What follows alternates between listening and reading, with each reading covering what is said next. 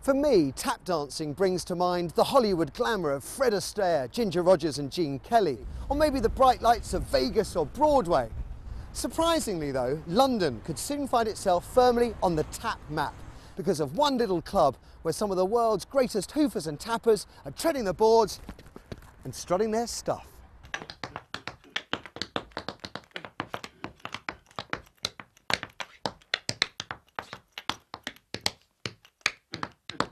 Tap dancing is not something I've often associated with London town, but that's changing, and in a new and exciting way.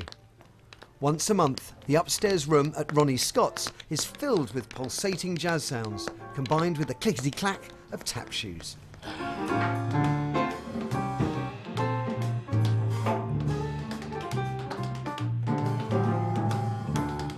It has become one of the most vibrant musical nights out in the capital.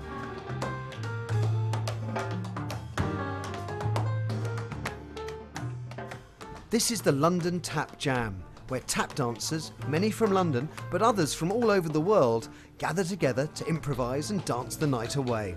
London's never seen the like before.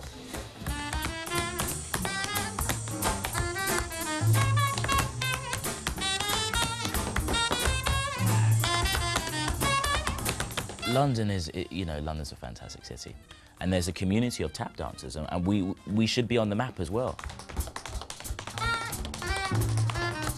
And Ronnie Scott's is a great place for it. It's sort of heaving. There's people sitting on the edge wanting to join in. The solo act will come on and do something. Someone else will come in and do something different. Then there might be an interplay between one of the dancers and the drums. You go clackety-clack, clackety-clack, and the drums go boom-a-dee-boom, boom-a-dee-boom.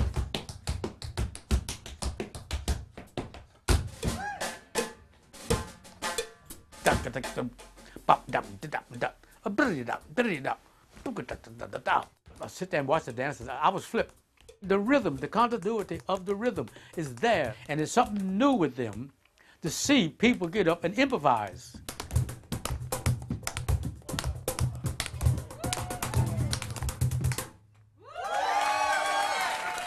Although tap dancers have performed on Ronnie Scott's stage before, this is the first time that a regular event that brings so many dancers together has ever happened. And it was all started by one young man from Deptford.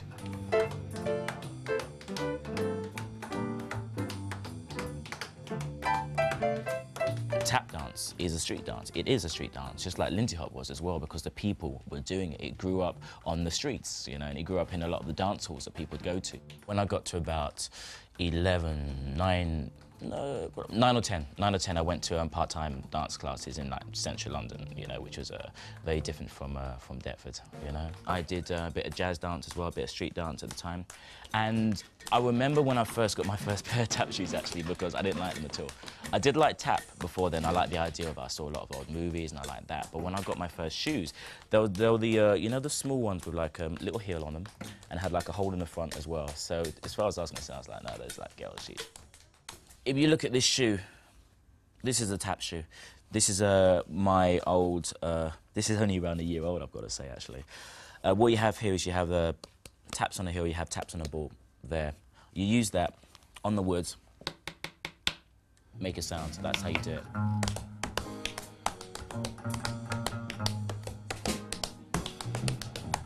I went to the States in 1998 for the first time, and I went to a place called Swing 46, which was on Broadway, and it was a fantastic place, you know. This guy called Buster Brown hosted it. He was in his late 70s, I think, at the time, and one of the masters, phenomenal dancer.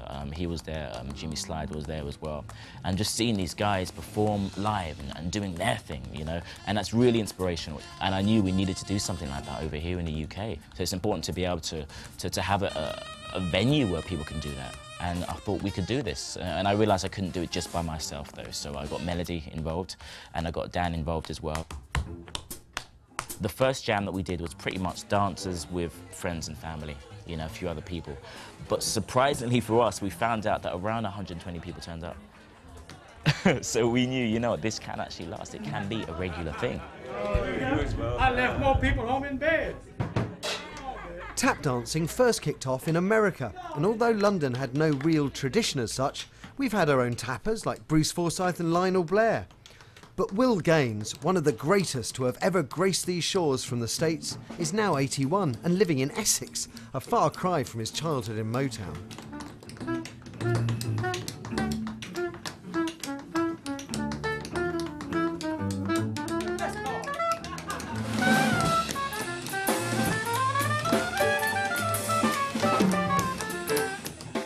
I was in high school, so I must have been about 16, 17, living off the road of Woodward Avenue, which goes from downtown River, Detroit, all the way damn near to Chicago. There was 3 hoodlums, 3 of us. I was one of them. And I couldn't speak, I was stutter. You go into the auditorium in the school, there was a lovely grand piano, and Tommy Flanagan would sit and play it. So I would go in and tap dance. I had no taps on my shoes. I would just be moving my feet. And we did these amateur shows, and we won.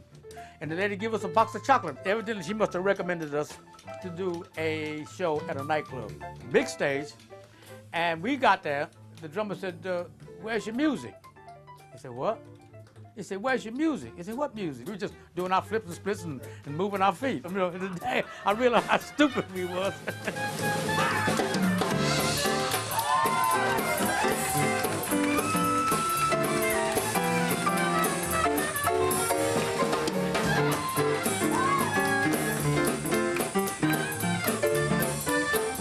You know, it's amazing.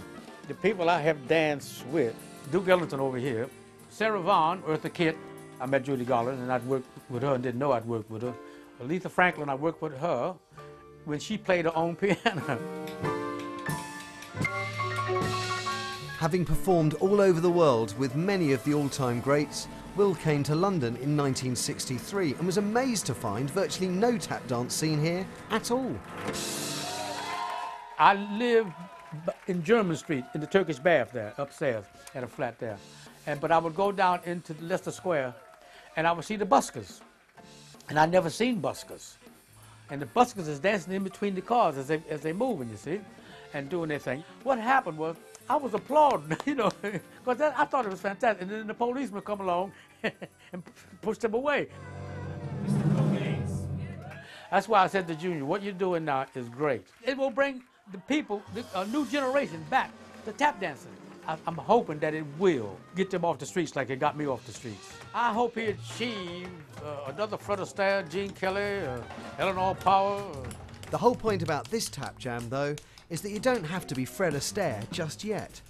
To Junior, it's more about giving today's beginners a dream and inviting them to dance on the same stage as some of the world's finest tappers.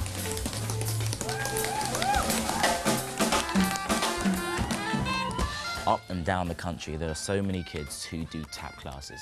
Very many of them, they stop dancing when they get to a certain age for certain reasons.